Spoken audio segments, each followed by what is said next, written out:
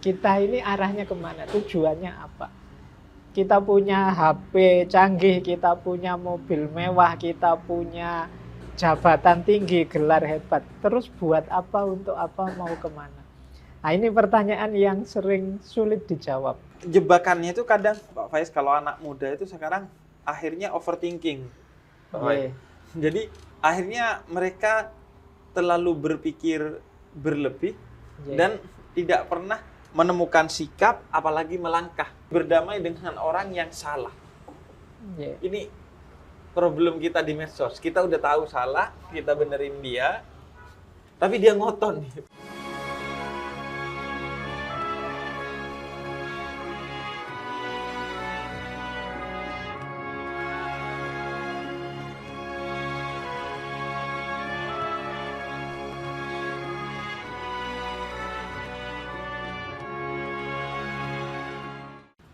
Pak Faiz, banyak tuh kalau orang cerita tentang Pak Faiz, itu tentang ketenangannya. Jadi bukan hanya suaranya yang lembut, kemudian pembawaannya juga. Nah, masalahnya Pak Faiz, jenengan ini hidup di tengah zaman anak muda yang justru banyak mengalami kondisi sebaliknya. Jadi mereka selalu dibuat terburu-buru, selalu dibuat gak tenang, gitu, menggebu-gebu dan lain sebagainya. Tapi sebenarnya mereka tuh pengen untuk bersikap lebih tenang, pelan-pelan. Nah, cuman gak bisa. Gimana ininya Pak Faiz ya? Tipsnya. Sulit ya memang, karena memang zaman hari ini itu memang diantara pencirinya serba cepat. Apa saja serba cepat. Jangankan yang besar-besar ya, sekedar nge-share informasi saja kan kita balapan itu kan. Ada teman sakit, teman meninggal, siapa yang lebih dulu mengabarkan itu kan rasanya bangga. Wah, saya lebih tahu duluan lebih. Jadi apa saja sekarang orang pinginnya serba cepat. Ya kalau bahasanya orang modern itu kan inginnya efektif, efisien. Nah itu penerjemahnya kadang-kadang jadinya instan. Efektif, efisien ini terus sering diterjemahkan jadi instan. Apa-apa ingin segera, ingin cepat. Nah memang problemnya adalah kalau kita hidup hanya mengandalkan kecepatan, efeknya nanti dua. Yang pertama, kita tidak bisa menikmati hidup. Hidup serba cepat itu kan kayak dikejar-kejar terus. Ngos-ngosan. Iya, ngos-ngosan. Yang kedua, banyak hal terlewatkan.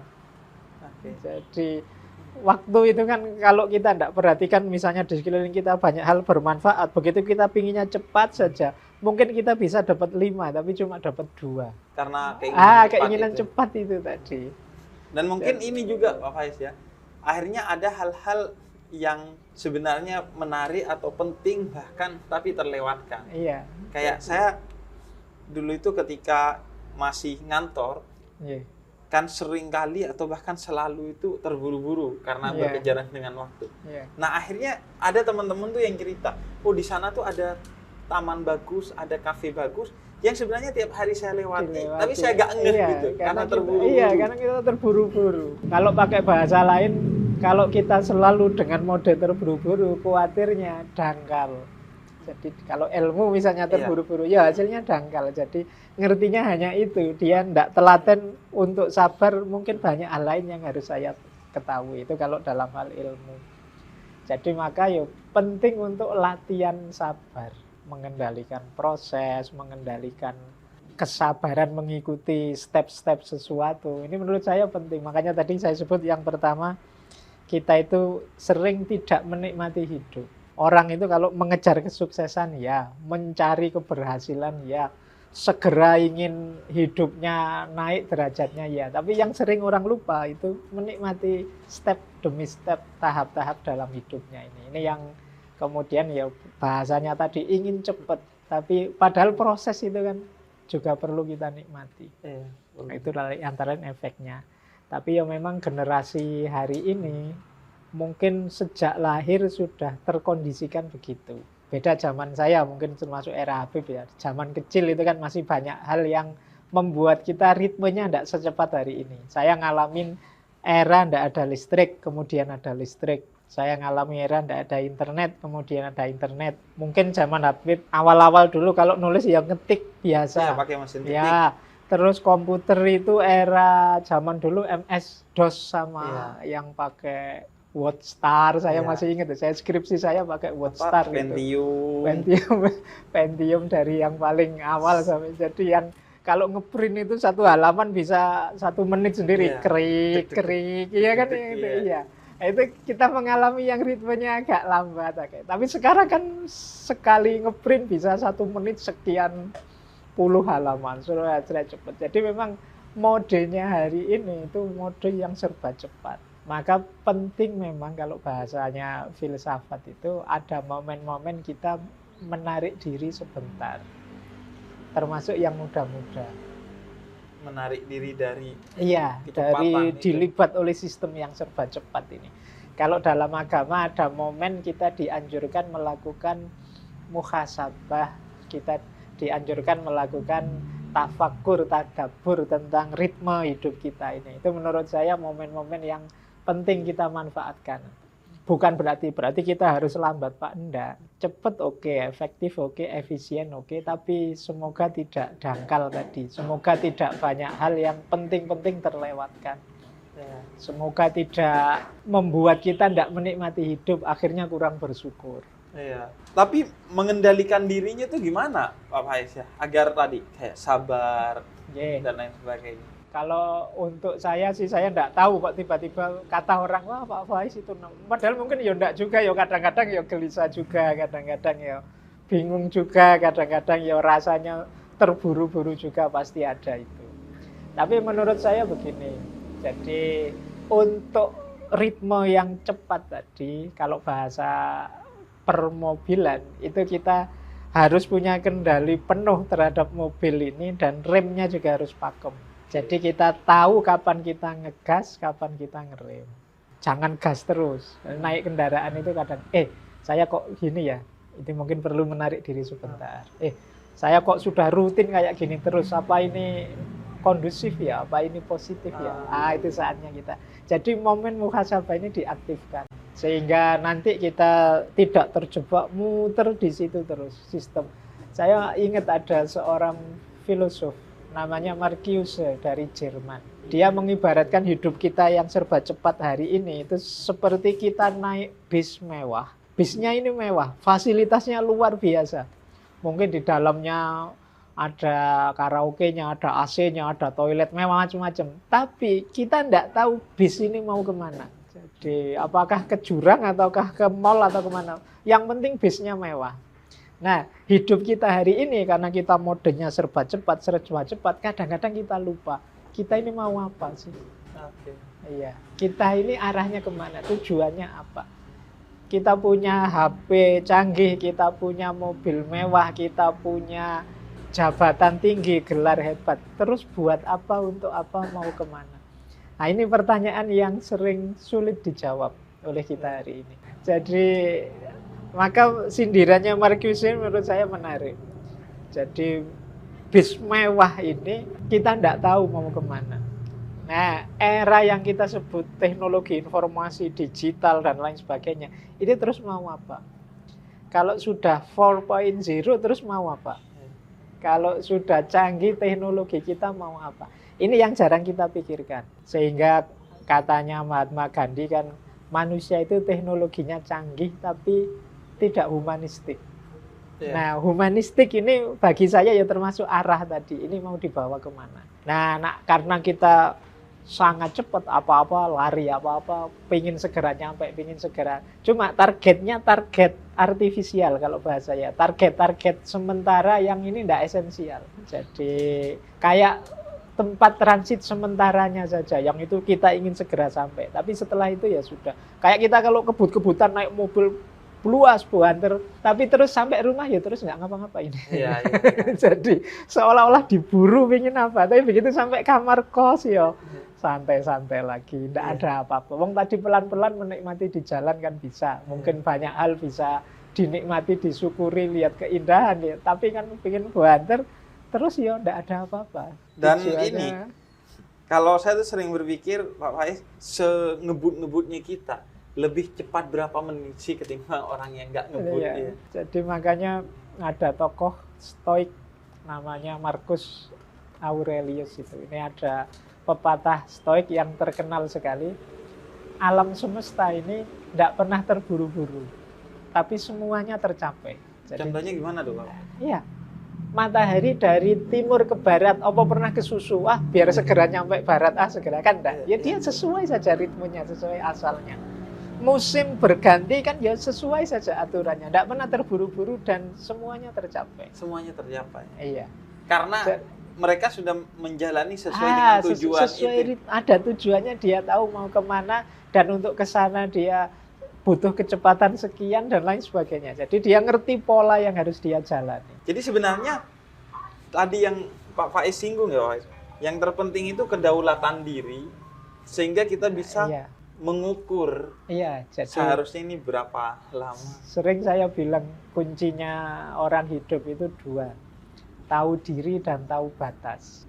Tahu diri itu tadi, ngerti aku ada di mana, posisinya di mana, tujuan hidupku apa, itu bagian dari tahu diri. Besok mau apa dan lain sebagainya. Yang kedua tahu batas. Jadi tahu batas itu kita bisa mengendalikan keinginan-keinginan kita. Kita bisa ngontrol diri kita sepenuhnya, itu bagi saya tahu batas. Banyak kegelisahan kita hari ini justru sebabnya adalah kita lupa batas kita. Nggak tahu entah itu terlalu rendah atau terlalu tinggi. Jadi kalau ingin bahagia bagi saya ya kuncinya dua tadi, tahu diri dan tahu batas. Ngomongin tujuan tuh kan kalau di filsafat ada teleologis ya, Pak Faiz ya, tentang bagaimana pentingnya tujuan, menentukan tujuan. Nah kita itu kan anak muda sering ya jalani aja gitu. Sehingga sering dari milih jurusan kuliah salah karena sekedar jalani aja, milih istri salah padahal ini fatal seumur hidup. Terus milih pekerjaan juga kadang salah karena ya dijalani dulu nanti. Nah itu menentukan tujuan kalau kayak kita mau dari filsafat tuh apa sih Pak Faiz? Jadi ada satu filosofi yang saya suka, salah satu favorit saya dari Kanjeng Sunan Kalijogo. Jadi menurut saya ini menarik untuk jadi cara kita menetapkan tujuan. Kalau bahasanya beliau, angeli ananging ora keli. Apa tuh? Angeli itu kita mengalir, seperti anak-anak tadi, tapi ora keli, tidak tenggelam. Jadi tidak tenggelam itu berarti kita enggak sekedar air kemana kita ke situ. Jadi kita mengalir ikut arus, tidak melawan arus. Melawan arus itu mungkin anti dengan situasi hari ini, anti kemajuannya, anti teknologi. Ini melawan arus, berat itu kalau ikuti. Tapi kita punya prinsip. Ora keli itu berarti kita enggak mengalir saja. Kita dengan mengalir itu kita menetapkan tujuan. Tapi tujuan yang tidak melawan arah. Tujuan yang menyesuaikan dengan situasi peradaban sekeliling kita.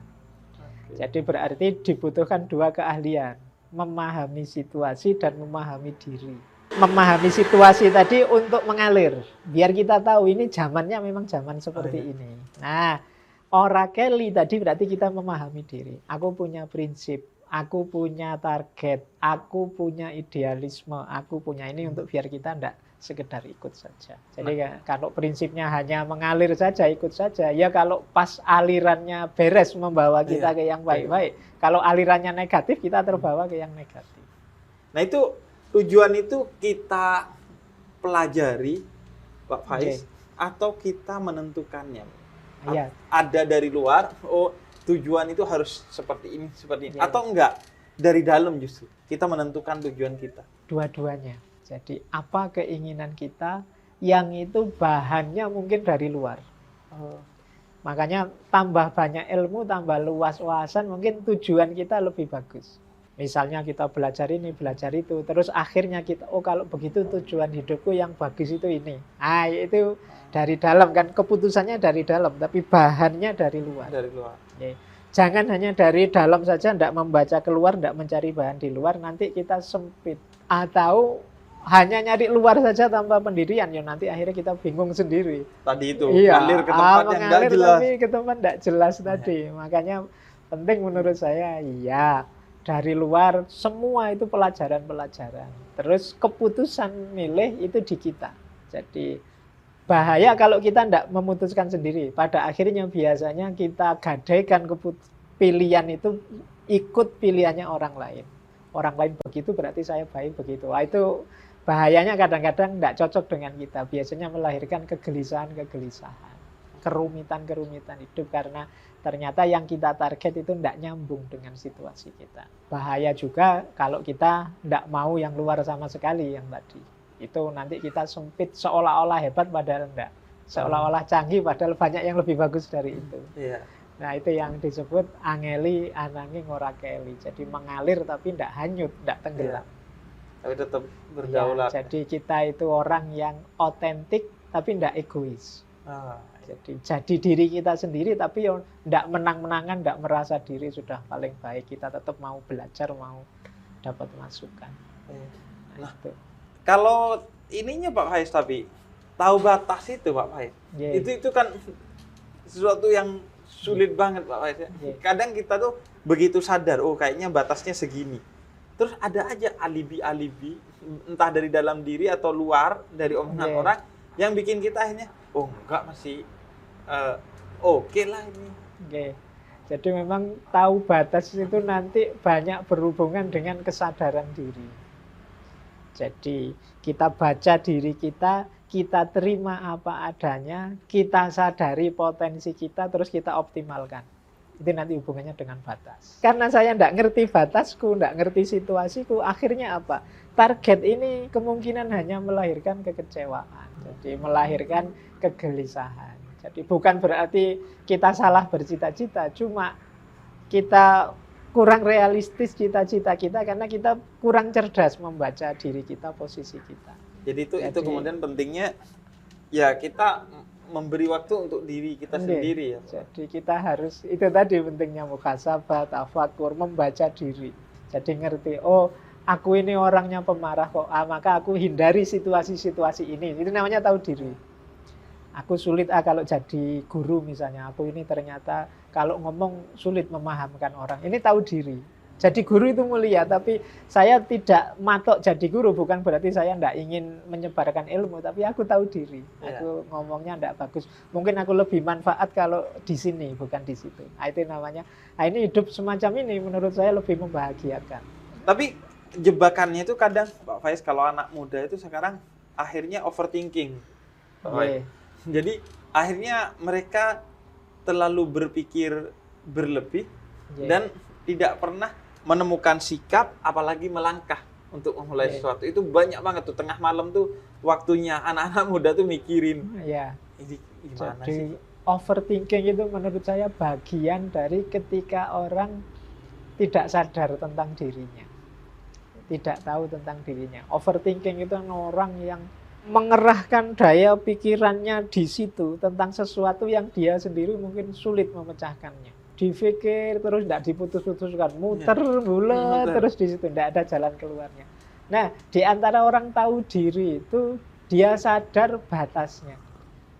Ini memang masalah rumit. Aku bukan ahlinya. Berarti ya sudah stop. Nah, itu menurut saya salah satu solusinya overthinking itu malahan. Kita tahu diri. Sudahlah memang bukan wilayahku. Kalau katanya Konfusius kan kita menemukan yang pas, yang cocok itu kan jalannya 3. Ada meniru orang lain, ada berpikir sendiri, ada ngalami sendiri. Nah, yang pertama ini mudah, enak. Yang kedua ini berat, kayak mikir tadi, overthinking tadi. Yang ketiga ini pahit, kata Konfusius.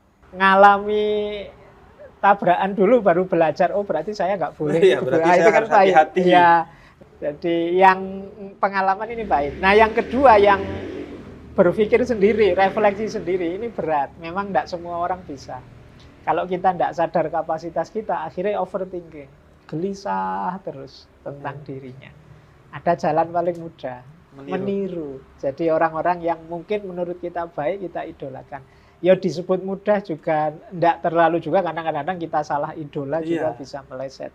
Tapi ini maksudnya tidak mengerahkan daya berat seperti kita overthinking tadi, berpikir kok ya guruku yang ini kok nyaman ya, enak, saya tiru saja lebih enak. Ini lebih ringan. Kita tinggal mengambil yang insya Allah kalau kita asal tidak salah pilih juga ya insya Allah pas caranya. Ini yang disebut mudah.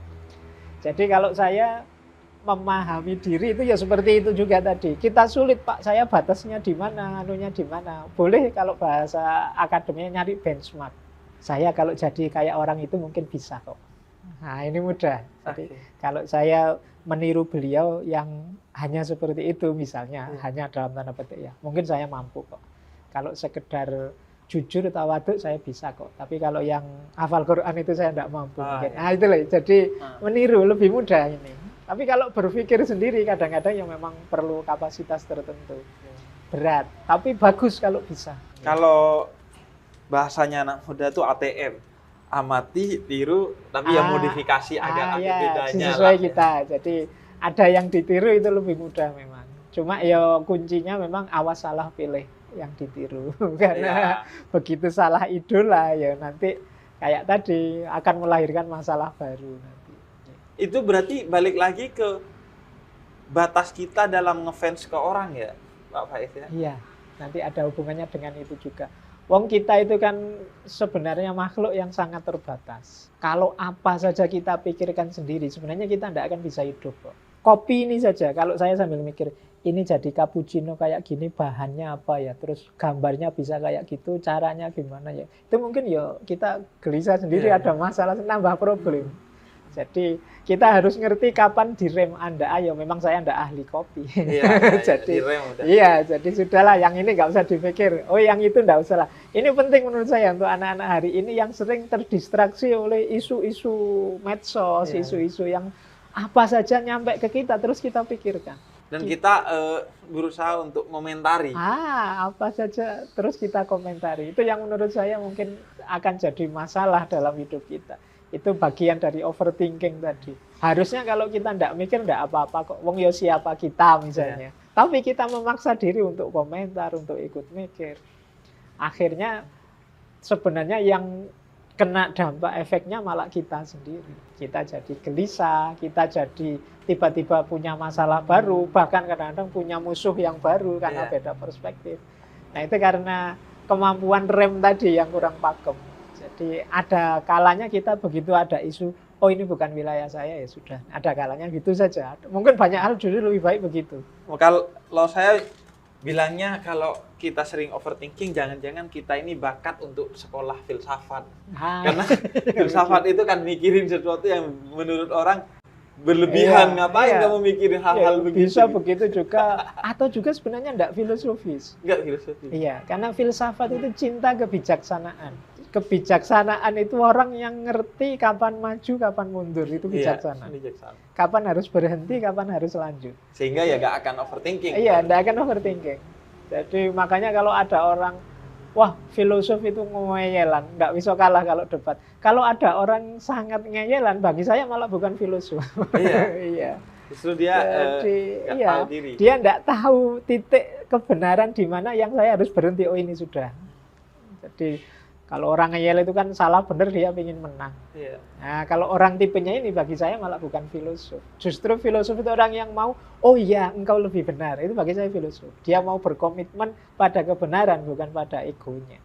Nah, kalau berdamai dengan orang yang mungkin lebih benar, itu relatif mudah ya Pak Faiz. Tapi berdamai dengan orang yang salah. Ini problem kita di medsos, kita udah tahu salah, kita benerin dia, tapi dia ngotot nih, Pak Faiz. Iya, jadi memang ngobrol dengan orang yang ngotot, yang cara berpikirnya pokoknya, itu ujian berat. Iya, itu sulit kita yang nggak bisa diberitahu pokoknya ini. Jadi itu titik kalau bahasa saya ya, titik ketika kita harus kayak bahasanya Al-Quran itu, Rasulullah kan pernah juga diingatkan oleh Allah kan, innaka la tahdi man ahbabta itu. Bukan engkau yang memberi hidayah, tapi Allah. Tugas kita cukup menunjukkan menurutku yang benar ini. menurut saya yang baik begini. Monggo dia menanggapi apa sudah sebenarnya di luar kuasa kita sudah. Makanya Nabi itu kan di beberapa kesempatan kan sering bilang, apakah sudah aku sampaikan? Itu maksudnya ya sudah aku sampaikan, perkara nanti kamu ikut apa enggak ya sudah di tanganmu masing-masing. Nah, jadi menurut saya ya titik bijaksananya adalah kalau dia memang gelas yang tertutup yang enggak bisa ditambah lagi atau pintu yang tertutup yang tidak bisa dibuka lagi ya sudah. Yang penting sudah kita ketuk agar dia membuka pintu, bahwa ditutup terus ya monggo. Dan mungkin bukan soal kitanya, tapi lebih ke soal waktu ya Pak Faiz. Mungkin suatu hari dia akan mikirin apa yang kita omongin. Jadi kalau bahasa agama itu mungkin ya siapa tahu Allah ngasih hidayah pada suatu saatnya. hari. Jadi dari kita hari. Tapi cuma loading mungkin, aja. Ya pancingan buffering. Jadi jalannya kita tapi tidak saat ini suksesnya. Mungkin kayak tadi buffering. Ya. Kayak tadi loh, orang nemu kebenaran kadang-kadang bukan dari kata-kata tapi dari pengalaman yang dia alami. Mungkin peristiwa apa membuka mata dia. Oh iya ya. Berarti temanku dulu benar yang dikatakan begini. Mungkin akan ada itu. Makanya saya sering bilang tuh Pak Faiz, yang jauh lebih penting dari memberikan pesan yang baik adalah memberikan kesan yang baik. Agar kesan baik itu nempel sehingga suatu hari orang itu ingat kepada kita. Itu dulu omongannya salah tapi kok kesannya baik. Jangan-jangan benar tuh omongannya.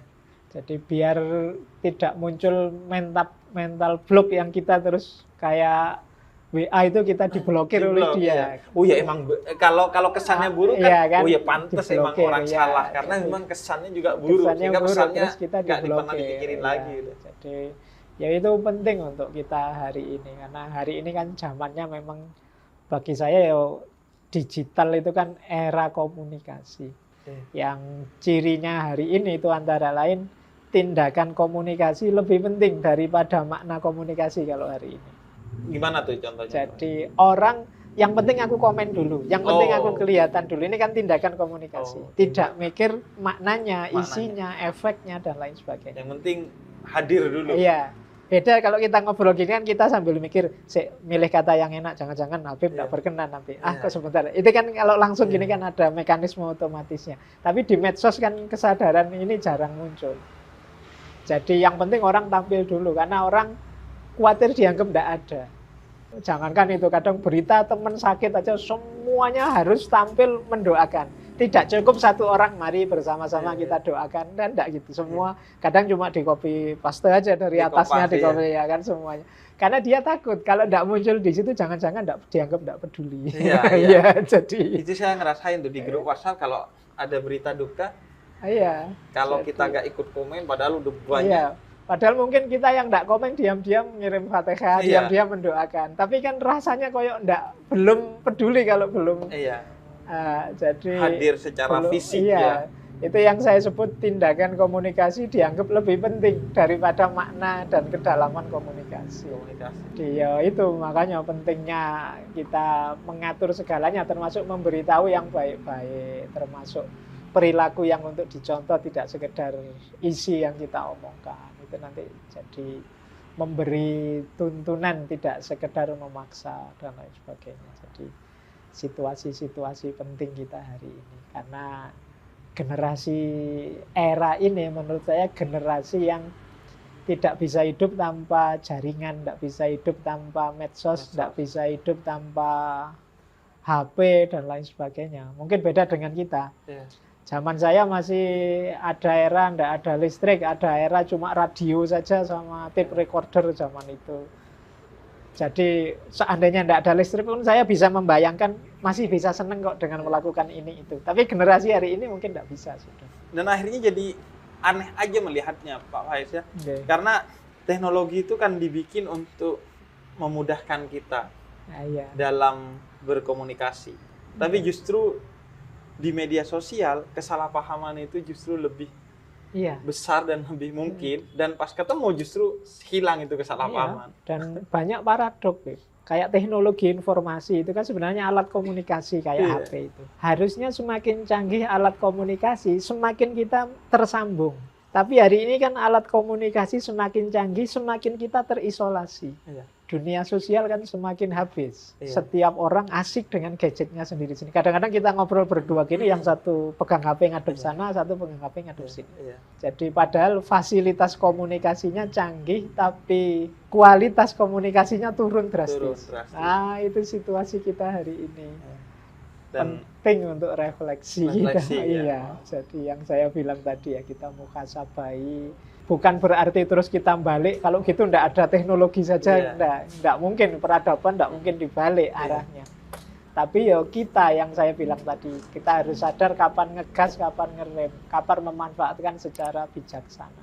terima kasih Pak Faiz ya. Nggih, ini obrolan ngalur ngidul yang Ngalur penting ngidul ya, manfaat. insya Allah.